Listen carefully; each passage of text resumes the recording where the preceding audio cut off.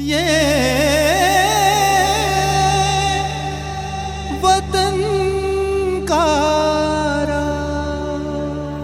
वतन करा के श्रोताओं को नमस्कार। अंग्रेज चाहते थे कि उनके अमेरिकी उपनिवेश की तरह भारत में न तो अपनी प्राचीन परंपरा को लेकर गर्व हो और न राष्ट्रीयता की भावना का उदय हो। चूंकि अकेले अंग्रेज इतना बड़ा राजकाज नहीं संभाल सकते थे, अतः कुछ ऐसे पढ़े लिखे हिंदुस्तानी चाहिए थे जो न सिर्फ ब्रिटिश सरकार के प्रति वफादार हों, बल्कि भारतीय प्रजा यानी रैयत में भी राजभक्ति का भाव पैदा करते रहें। अपनी नीति के प्रतिपादन में स्वयं लॉर्ड मैकाले ने लिखा है कि हमें भारत में एक ऐसा वर्ग पैदा करने का भरसक प्रयत्न करना चाहिए जो हमारे और हमारे द्वारा शासित करोड़ों भारतीयों को समझाने बुझाने का काम कर सके। ये लोग ऐसे होने चाहिए जो सिर्फ रंग के नजरिए से ही हिंदुस्तानी हों, लेकिन जो अपनी रुचि, भाषा, भाव और विचार की दृष्टि से लगभग अंग्रेज हों।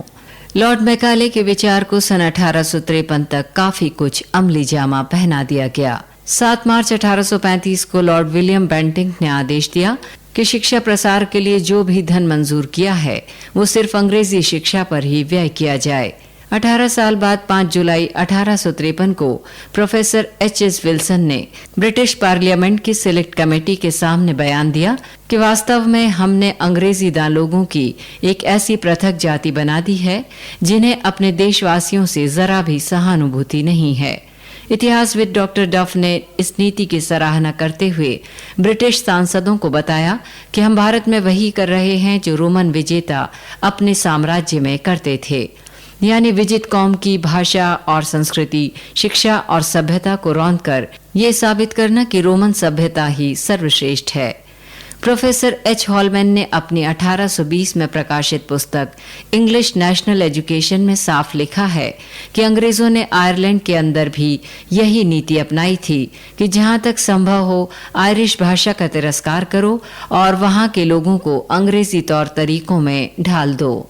अंग्रेज जानते थे कि भारत की प्राचीन शिक्षा पद्धति अति उत्तम थी, यहाँ की सभ्यता और संस्कृति अति विकसित थी। वे इसे जड़मूल से तो कभी भी नष्ट नहीं कर पाए, लेकिन उन्होंने इसे काफी कुछ नष्ट भ्रष्ट किया और आंग्ल भाषा, सभ्यता और संस्कृति का राज्याश्रित वर्चस्व स्थापित किया।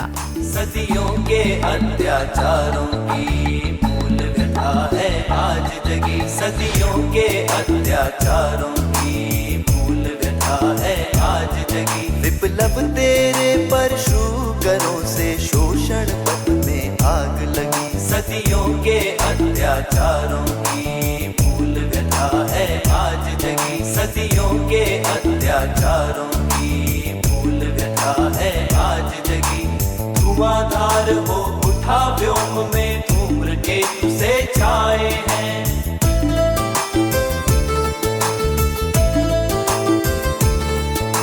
छली प्रपंची अंतस्थल में आशंकाएं लाए हैं।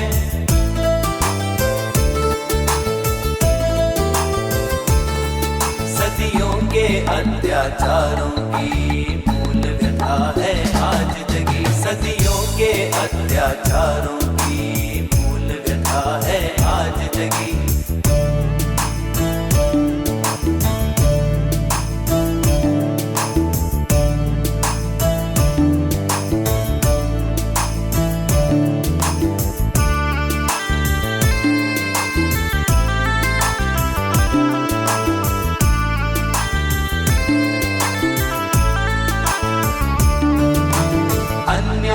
सत्ताएं अपनी अंतिम घड़ियां गिनती है,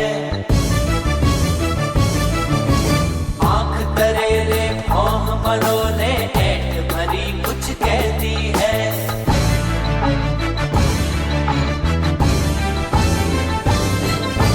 पर तेरी बढ़ती लपटों में झुलस झुलस कर रह जाती,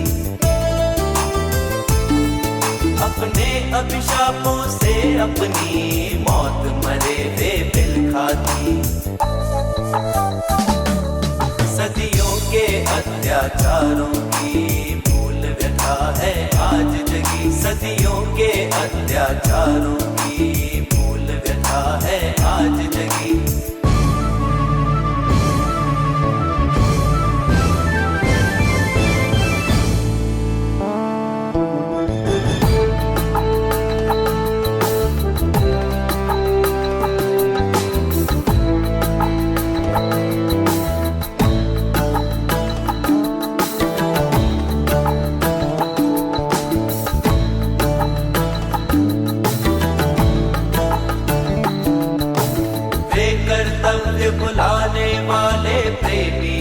अधिकारों के, करुण दृष्टि से देख रहे हैं खाब तुम्हारे वारों के।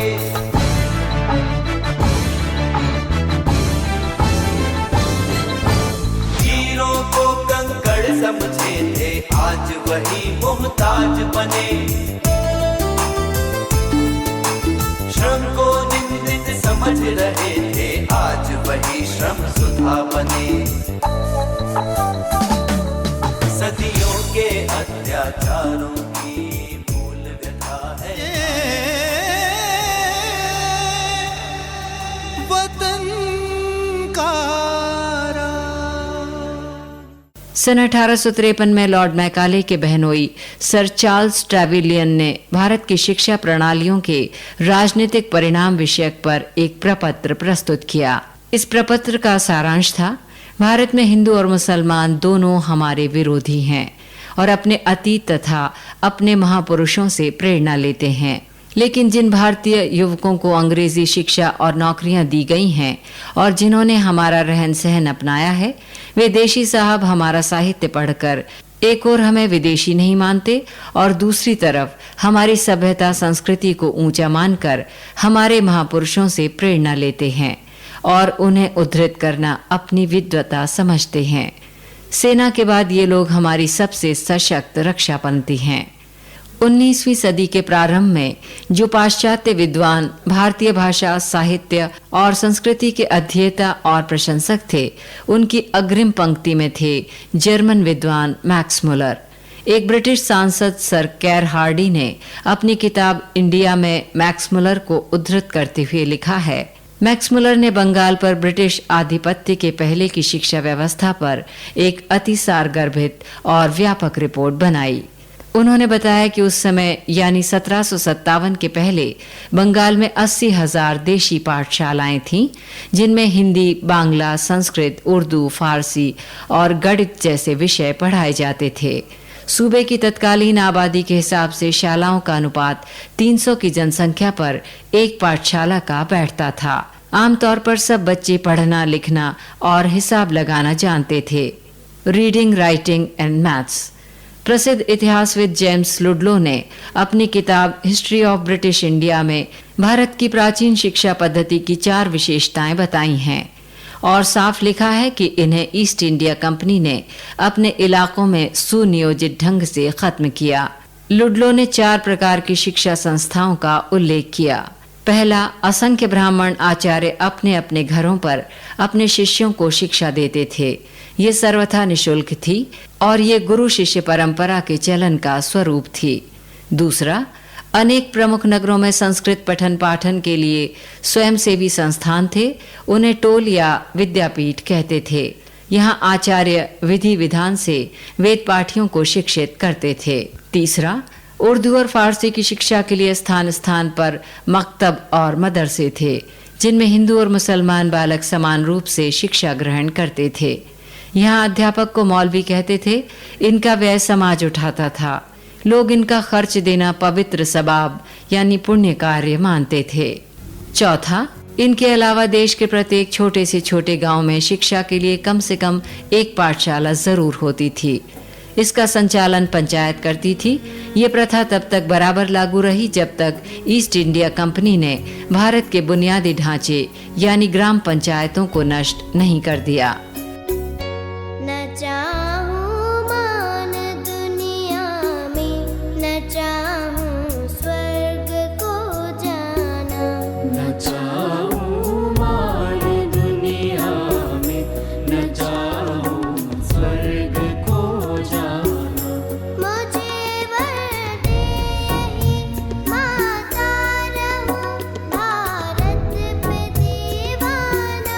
मुझे वर दे यही माता रहूं भारत पे दीवाना।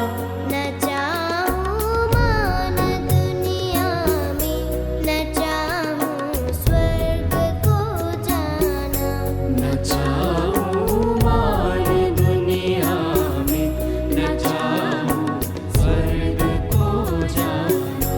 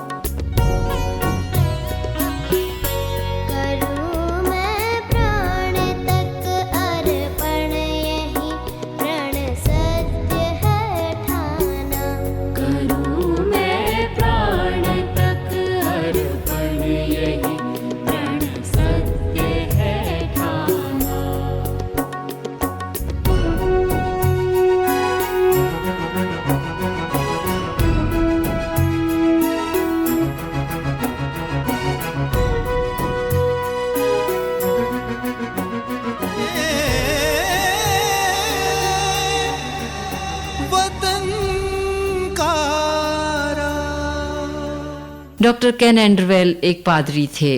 वे शिक्षा प्रेमी भी थे। उन्होंने सन 1810 से 1814 के बीच भारत में घूम घूम कर यहाँ की शिक्षा पद्धति का अध्ययन किया था। वे लिखते हैं कि यहाँ की पाठशालाओं में एक अद्भुत पद्धति अपनाई गई है। मद्रास के बेल्लारी जिले में मैंने देखा कि ऊंचे दर्जे के विद्यार्थी निचली कक्षाओं के विद्यार्थियों को शिक्षा देते हैं। आचार्यों ने इसे गुरु दक्षिणा के तहत अनिवार्य बना दिया है। ये प्रणाली 2 कारणों से प्रशंसनीय है। एक तो निचली कक्षाओं के लिए एक स्वयंसेवी स्वपोषित अध्यापक श्रृंखला सुनिश्चित हो जाती है और दूसरे ये लोग पढ़ाकर अपना ज्ञान पक्का करते रहते हैं। एडी कैंपवेल ICS ने इंग्लैंड लौटकर अपने देश में ऐसी स्वपोषित शिक्षा पद्धति लागू करने की सिफारिश की और इसे वहां म्यूचुअल ट्यूशन का नाम दिया गया। कैंपवेल ने सन 1823 में ब्रिटिश संसद के समक्ष अपनी इसी विषय की रिपोर्ट प्रस्तुत की, जिसे सरकार ने इंग्लैंड में लागू करने के लिए स्वीकार किया, क्योंकि ये मितव्ययी व्यवस्था थी। कैंपवेल को भारतीय शिक्षा पद्धति के अध्ययन का काम इसलिए सौंपा गया था ताकि उसके स्थान पर अंग्रेजी शिक्षा पद्धति लागू की जा सके, लेकिन कैंपवेल पर उल्टा असर हुआ। वो तो भारतीय शिक्षा पद्धति का प्रशंसक बन गया और उसके सर्वनाश के लिए अंग्रेजों को जिम्मेदार ठहराने लगा। कैंपवेल ने मद्रास प्रांत में भारतीय शिक्षा पद्धति के अंग्रेजों द्वारा विनाश के 4 कारण बताए। पहला, ब्रिटिश लोगों ने भारतीय ग्राम और कुटीर उद्योगों को खत्म कर दिया। बेकारी फैलने से बच्चे पाठशाला न जाकर मेहनत मजदूरी में लग गए। दूसरा, प्राचीन पंचायत पद्धति के उन्मूलन से उसके द्वारा संचालित शालाएं भी समाप्त हो गईं। तीसरा, राजा और नवाबों ने शिक्षा प्रसार को जो राज्याश्रय दिया था वो उनका शासन समाप्त होने से कंपनी सरकार ने समाप्त कर दिया। और चौथा, नए अंग्रेज शासकों ने भारतीय शिक्षा पद्धति का घोर विरोध करके उसे खत्म कर दिया। यदि हम मालवा, बुंदेलखंड और बघेलखंड की रियासतों के लिए नियुक्त अंग्रेज अफसर सर जॉन मेलकम के संस्मरण पढ़ें तो स्पष्ट हो जाएगा कि देशी रियासतों में आंग्ल शिक्षा पद्धति के प्रसार के नाम पर परंपरागत भारतीय व्यवस्था को अंग्रेजों ने किस प्रकार तहस नहस कर दिया था। वर्तमान में हमारा देश उसी के कुपरिणाम भुगतने को अभिशप्त है। बताएं तुम्हें हम कि क्या चाहते हैं, गुलामी से होना रिहा चाहते हैं। बताएं तुम्हें हम कि क्या चाहते हैं, गुलामी से होना रिहा चाहते हैं। बताएं तुम्हें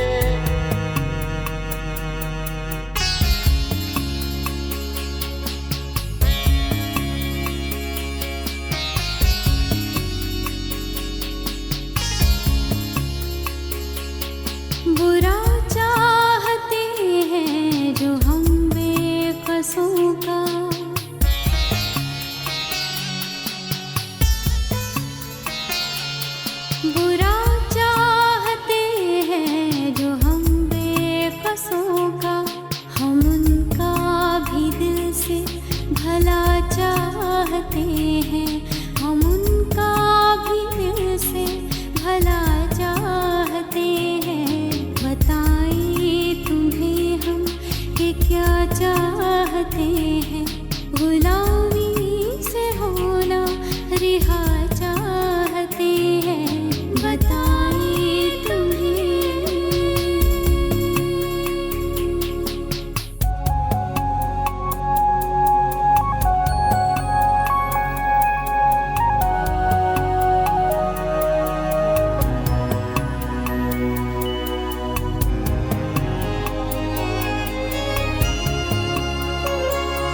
अभी आप सुन रहे थे कार्यक्रम वतन करा।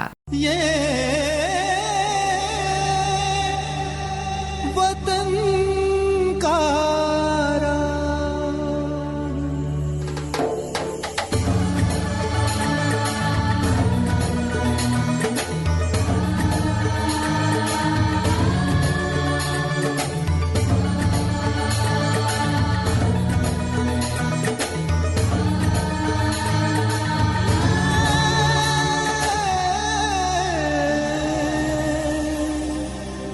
वतन